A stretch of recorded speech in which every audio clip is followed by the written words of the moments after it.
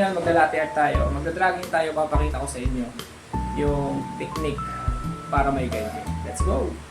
Yo, what's up mga master? Dito nga may nagtatanong, sabi niya, Master, nagiging watery daw yung latte art niya pag nagda-dragging siya. So, yan ang ating sasagutin at sana makatulong, especially sa mga bago-baguhan pa lang sa mga advanced pattern. So, ang mga nagiging cause niyan, master, bakit nagwa-watery? Unang-unang master, check mo muna yung gatas na ginagamit mo.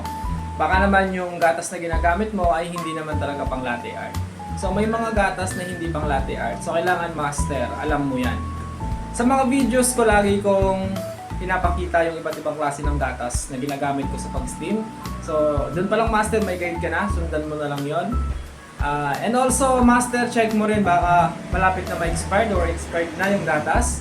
So, nagkukos din siya master ng watery or hindi talaga stable yung foam pagka pa-expired or expired na yung gatas na ginagamit mo. Next master is yung baka naman kulang or sobra yung gatas na nilalagay mo sa steaming pitcher mo. Lagi kong sinasabi, doon lang sa baba ng uka or kung gumagamit ka ng ganitong klase ng pitcher, let's say this one is 600 ml, between 250 to 60 lang.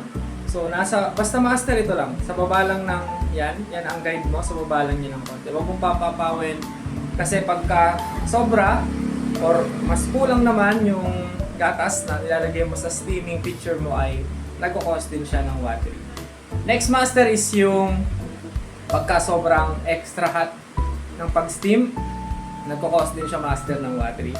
Nagiging unstable yung foam, kaya ang nangyayari sobrang init, nagkukos siya ng watery. So wag mo masyadong initin or i-overheat yung pag-steam mo once na nagda-dragging ka. And also take note master sa mga latte art pattern, depende yan kung ano yung pattern na gagawin mo. May basic pattern, may semi, may advanced pattern.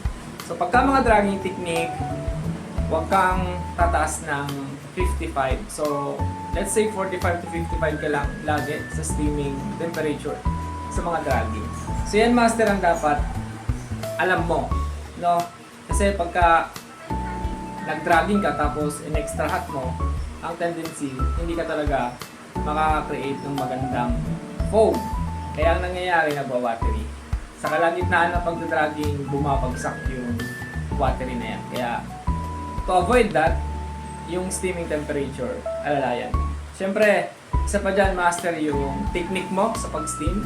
No? Minsan, sobrang lubog natin. Minsan, sobrang babaw natin. Hindi natin nakikita nasosobrahan ka na pala sa aeration, no? Sa stretching.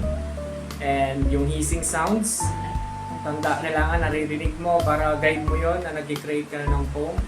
Ibig sabihin, kailangan mo mag-steam hanggang sa ma-perfect mo talaga. Iba-iba ang machine na ginagamit, iba-iba ang steam 1 na ginagamit. So, kailangan mo pag-aralan yung steam 1 ng machine na ginagamit. So, yan master, sana nakatulong sa'yo para may guide ka. Sa susunod na mag-dragging ka, meron ka ng mga idea saan ka ba nagkakamali. So, yun master ang kailangan natin pagkunan ng pansin. So, ngayon magla-latte art tayo, magda-dragging tayo, papakita ko sa inyo yung technique para may guide. Let's go! So, habang nag-extract pa lang tayo ngayon, meron din nagtatanong sa akin, sabi niya, ano daw yung requirements na latte art pagka gagamitin sa pag-abroad. Well, pag ikaw nag-abroad master, required talaga yung magpasa ka ng video ng latte art. So meaning, mahalaga yung latte art. Kasi kung gagamitin mo siya pag-apply abroad, kailangan meron kang mga videos, no, na ipapasa dun sa company or agency na pinasukan. Pero balik tayo sa tanong mo, ano ba yung mga required? Well, actually master, basic lang, no? Kahit magkano ka lang dyan, basic tulik lang, basic na hard, kung kaya mo mag-swan, gawin lang master. Hindi mo kailangan pilitin yung sarili mo na mag-dragging ka agad kung hindi ka pa naman sanay. No? Pero kung marunong ka na, mas advantage. No? Kasi sabi ko nga, doon pa lang sa latte art, doon na agad nalalaman lang nag-i-interview sa inyo kung ano yung level ng pagiging barista. sa art nakikita agad. Siyempre, kung magaling kang mag-latte art, ibig sabihin experience ka. Kung ang nabubuo mo lang mga tulip, basic, art, siyempre alam na agad ng nag-interview kung ano yung level mo. So doon pa lang nalalaman na, no, nang nag-interview, yun yung isa sa dahilan bakit nagpapapasa ng video sa latte art. Para alamin kung ano ba yung level mo. Or kung talaga bang barista ka. Kaya nagpapapasa yan kasi chinecheck nila kung talaga bang barista ka. Talaga bang, kasi pag nagbuhos ka, makikita agad kung barista ka, nakagawa ng pattern, no? Kaya nagpapapasa ng latte art sa interview. Kadalasan ganyan. So ngayon gagawa na tayo ng latte art. Papakita ko sa inyo yung steaming, okay? So pag sa dragging technique master, ano ka lang, mga 45 to 54, 55 ganyan. So dito ipapakita ko sa inyo, magda-dragging tayo, gagawa tayo ng eagle head, tapos papakita ko sa inyo yung temperature ng aking pag-i-steam para may guide kayo. So dahil yung naisip nating art is dragging and ano tawag nito? Eagle. So marami siyang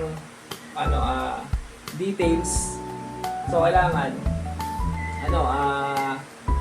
yung steaming natin nasa 40 to 48 to 50 lang. So let's go. Ganyan master ang pag-steam. Kikita niyo yung temperature sa taas. Ay sorry. Ayan. Naikot siya tapos iano mo lang ng konti. Ayan. Tapos pagka mga ganyan na master, stop mo na. Ayan. So nasa ano lang tayo? 50, 49, 50. Ito yung kinalabasan ng ating Ayan. Ayun, yung steaming natin is between 49 to 50. So ayun. Ngayon dragging. Check natin yung temperature ng 49. Kung kamusta, kung mag-watery ba siya o hindi.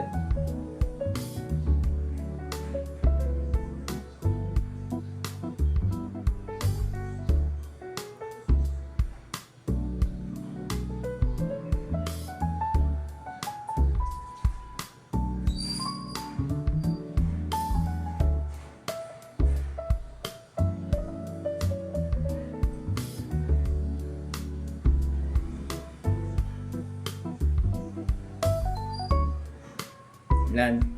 So, papansinin nyo master, hindi siya nag-watery. No? Yan. So, ito na yung ating nagawang latte art. Yan. Hindi siya nag-watery. Pansin nyo. Yan.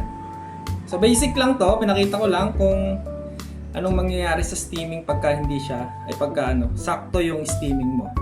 So, ayun nga. Sabi ko nga, depende kasi yan sa latte art na gagawin mo. Tulad nito, pansin nyo, hindi ako nagtapon, pero ayan, hindi siya nag-watery. Maganda siya, kaya ito sample lang ha, binasic ko lang, kaya ayan. So, sana master nakatulong, ganun ang pag-steam. So ito, between lang siya, ayan, sakto lang yung gatas.